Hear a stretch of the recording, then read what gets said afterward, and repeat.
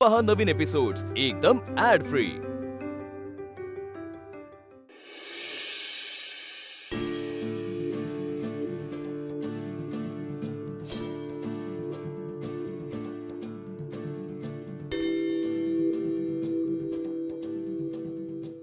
काकू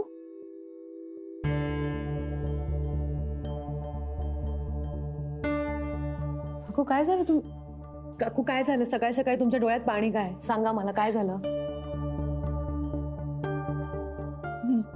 केदार माझा केदार माझ्या स्वप्नात आला होता।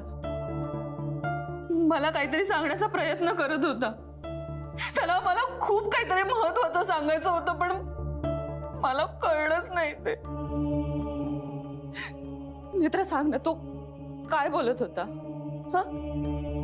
तर त्याला काय सांगायचं होतं? तुला सगळं माहित असेल ना नेत्रा, प्लीज सांग ना त्याला मला काय सांगायचं होतं? काकू मी कसं सांगू? असं काय करतेस तू नेत्रा? काकू मला खरंच माहित नाही, मी काय सांगू तुम्हाला? तू माझ्या बरोबर अशी का वागतेस नेत्रा? तुला बाकीच्यांचं सगळं कळतं, मग केदारचं काय झालं? केदारला माझ्याशी काय बोलायचं होतं हे कसं कळत नाहीये तुला? प्लीज काहीतरी सांग। नाही काकू असं नका करू, मला खरंच माहित नाही। मी कसं सांगू तुम्हाला? मला काहीच माहित नाहीये।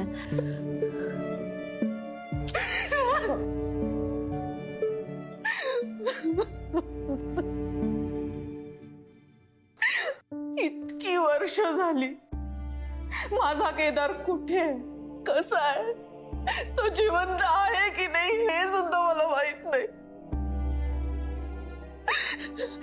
अजून किती वर्ष वाट पाहायची मी त्याची?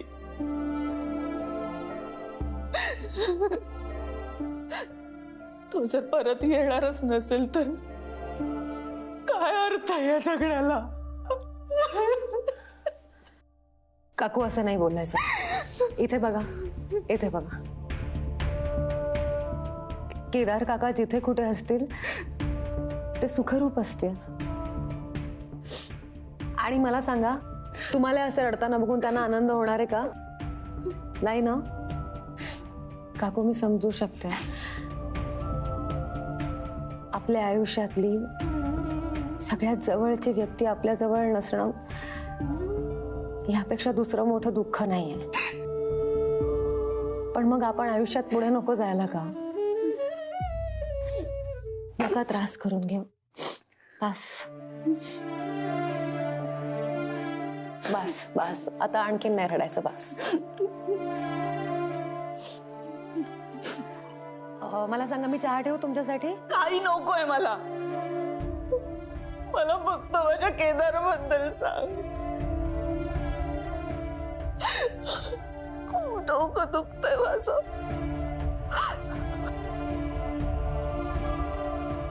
काकू तुम्ही पिणं कधी बंद करणार आहात? तू मला प्रश्न विचारू नकोस। तुला जर मला मदत करायची नसेल ना तर मला सल्ले सुद्धा देऊ नको, कळलं?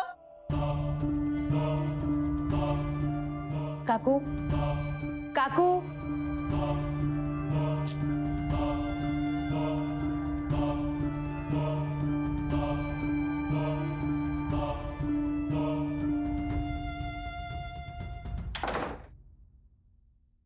बाबा, तो फायर सेफ्टी वाला शेटे त्याचा फोन आला होता।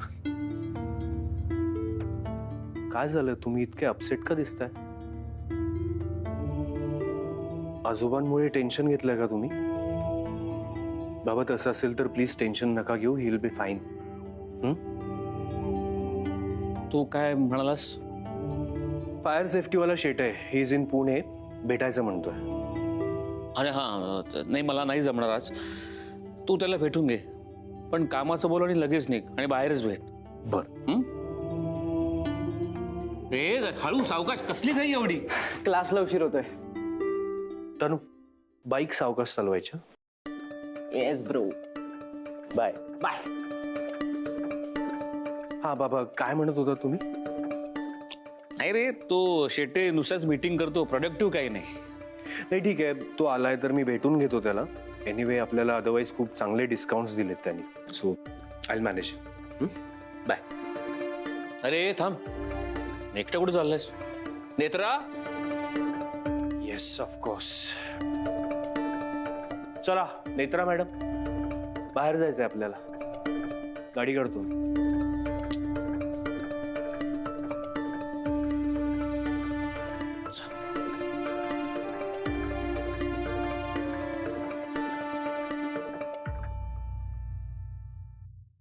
सगळं आपल्या हातातून हळूहळू सुटत चाललंय बंटी.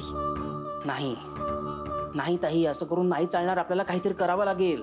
आता काय केलं नाही आपण? सगळ्या प्रकारे प्रयत्न करून झाला ना बंटी, पण ही नेत्रा ताई मला सांग, घरी सगळं व्यवस्थित ना? नाही. कोणाला संशय आलाय? शेखर नेत्राला घरी घेऊन आल्यापासून सगळंच बदललंय बंटी. शेखरचं वागणंच बदललंय. तर म्हणजे तो बोलत नाही काही, पण असं जाणवतं की त्याच्या मनात खूप काही आहे. आपण हे सगळं जे केलंय ते कोणाला समजलं नसेल ना? नाही रे बंटी, म्हणजे आत्ता तरी काही सांगता येणार नाही. मी त्याच्याकडून सगळं बदलून घेण्याचा प्रयत्न करते, पण तो बोलत नाहीये, बरोबर ना? ताई तुझ्या नवऱ्याला ना चांगलाच ओळखतो मी.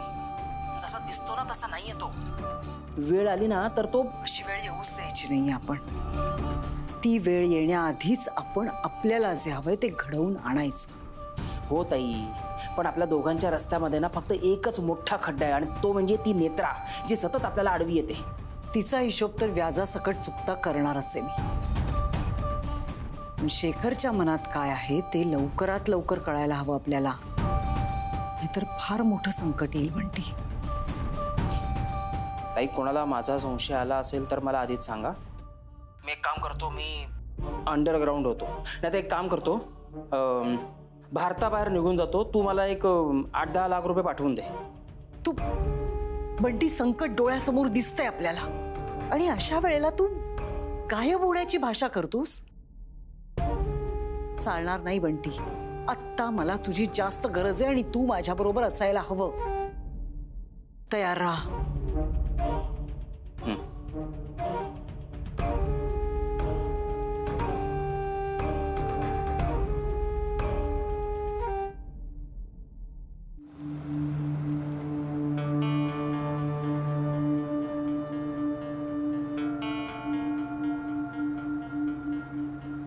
साहेब, साहेब तुम्ही बोलणारच नाही आहात का माझ्याशी?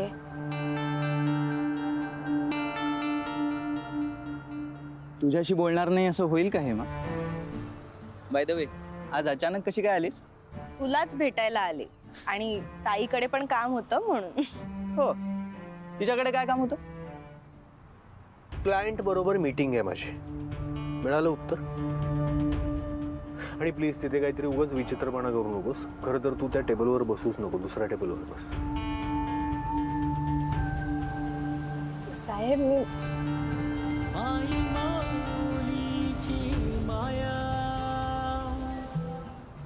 माझा फोन खराब झाला म्हणून सगळा प्रॉब्लेम होतोय.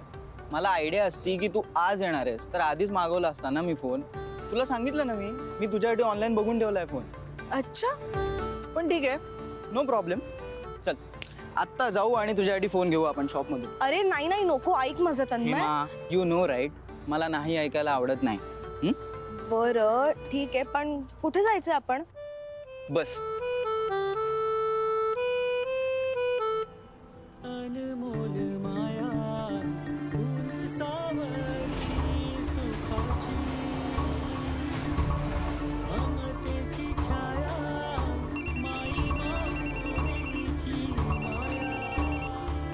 येस मिस्टर शेटे, नाही 2 मिनिटात पोहोचतोच आहे.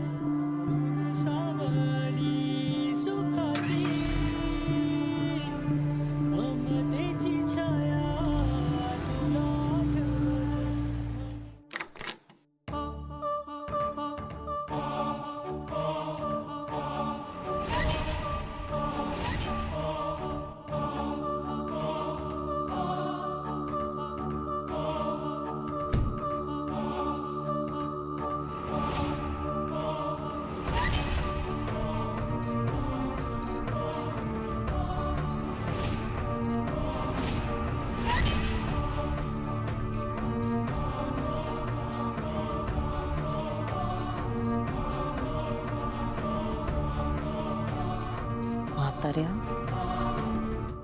मेला का नाहीस? सगळी तयारी झाली होती की नाही? तुझ्या 13व्याला बेसनाचे लाडू पण करणार होते मी, बोलले होते ना तुला. का नाही मेलास? अरे भल्या भल्या लोकांच्या नशिबात हे असं सोपं मरण नसतं, तुझ्या नशिबात ते होतं.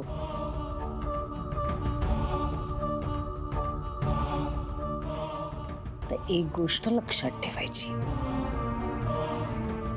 बरं होण्याच्या तोंड उचकटून बोलायच्या भानगडीत पडायचं नाही.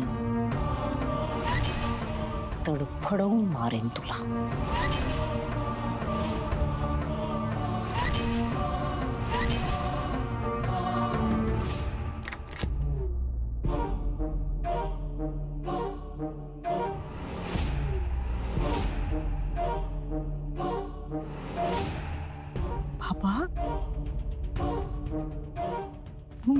मला ना, मला क्षमा करा तुम्ही. म्हणजे तुम्हाला एवढा त्रास झाला पण काहीच नाही करता आलो मला. तुम्हाला त्रास झाला जिच्यामुळे ती नेत्र अजूनही घरातच आहे. ओ शेखर तिला घराबाहेर काढतच नाही म्हणजे तिने अगदी हात जोडून क्षमा मागितली, पण मला खरंच भीती वाटते बाबा. मी तुम्हाला मुलीसारखी आहे ना, मग काळजी नका करू तुम्ही. माझ्या बाबांच्या केसाला पण धक्का लागू देणार नाही. मी पाठीशी आहे तुमच्या. तुम्हाला पाणी देऊ मी? थोडंसं पाणी प्या, घाबरू नका. शेखर, मला कळलंच नाही आहो तुम्ही कधी आलात.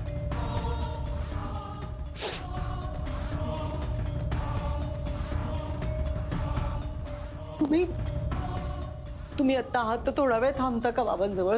मी आलेच. म्हणजे मला त्यांना एकट्याला नाही सोडायचंय. मला खूप काळजी वाटते आता.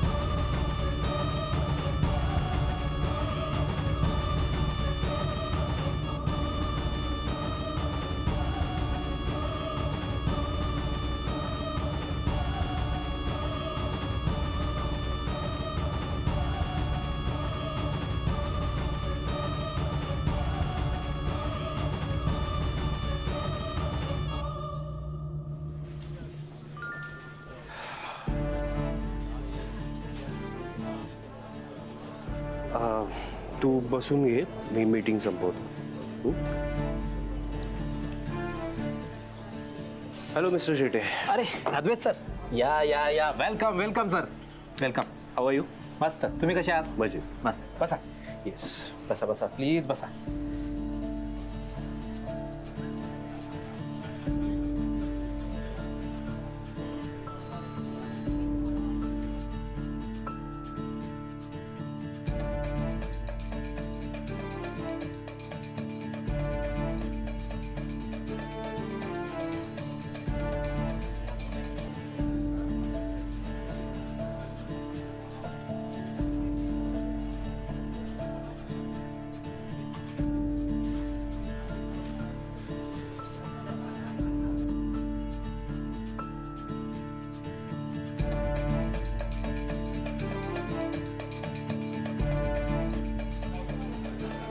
Yes ma'am, order please. पाणी मिळेल का? Yeah sure ma'am. Normal water, mineral water? साधं चालेल. All right ma'am.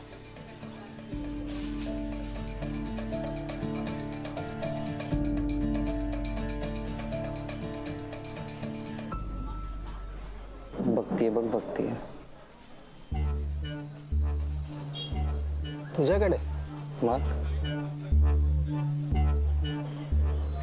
तुला काय भाव देईल वाटत नाही.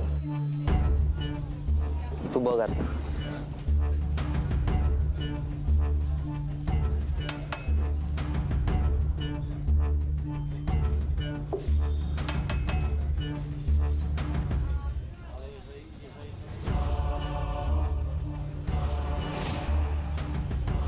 Normal water ma'am.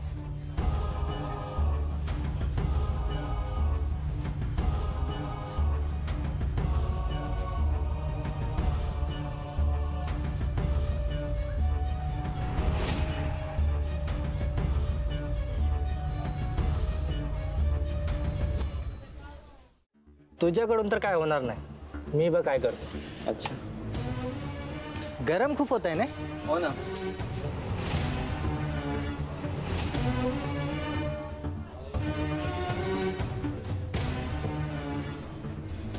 Excuse me, मी ते बसू शकतो का? ते काय ना तिथे गरम फार होत. Can I sit here?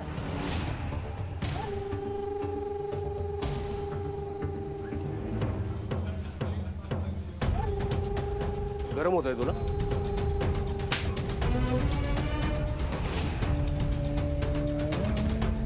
निघाली गरमी का बसतोस माझ्या टेबलवर?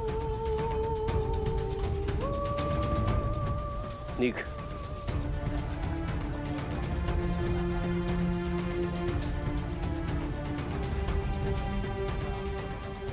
तुला काय फोन नंबर हवाय? हा? नाही.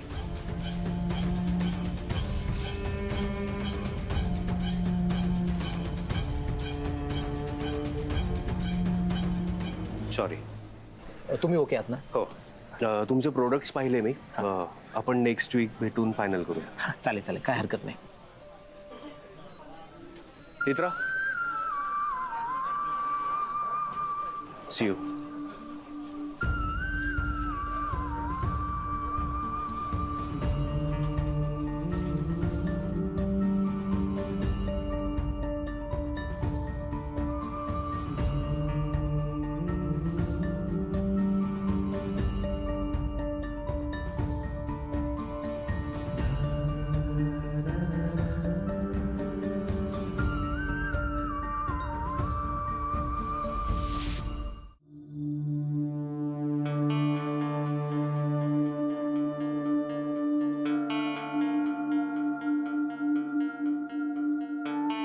Netra, I am sorry. मी तुला बाजूला बसायला सांगितलं आणि त्यामुळेच तुला उगाच त्रास झाला.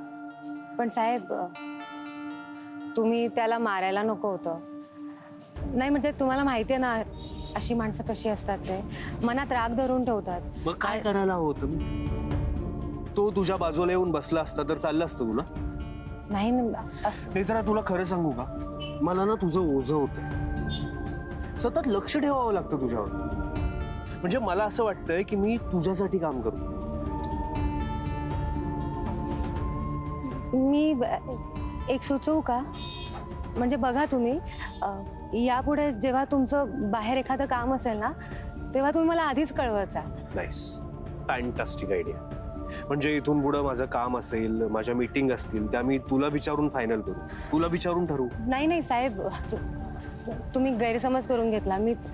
मला असं म्हणायचं होतं की म्हणजे यापुढे जेव्हा केव्हा तुमचं बाहेर एखादं काम असेल, तुम्ही जर मला आधीच कळवलं ना तर मग मी तशी तयारी करून ठेवेन ना. म्हणजे तुम्ही तुमचं काम करा, मी लांबूनच तुमच्याकडे पाहत राहीन. म्हणजे माझा तुम्हाला त्रासही नाही होणार आणि तुम्ही माझ्या नजरेआड पण नाही होणार. आणि समज एक हायपोथेटिकल सिच्युएशन आहे. म्हणजे समज की असं झालंय, तू म्हणतेस तसं तू लांबून मला पाहतेस आणि माझ्या आजूबाजूच्या 4-5 लोकांनी माझ्यावर चाकूने हल्ला केला, तर अशा वेळी काय करशील तू? पण असं काही होणारच नाही साहेब. तुला कळतंय का मी काय म्हणतोय? समज असं झालं तर काय करणार आहेस तू? अशा वेळी कशी मदत करशील माझी? इतक्या लांबून कशी पोहोचशील माझ्यापर्यंत? तू पोहोचेपर्यंत ते तर मला... साहेब, असं बोलू नका. असला वाईट विचार सुद्धा मनात नाही आणायचा. तुम्हाला काही होणार नाही. मी तुम्हाला काही होऊ देणार नाही.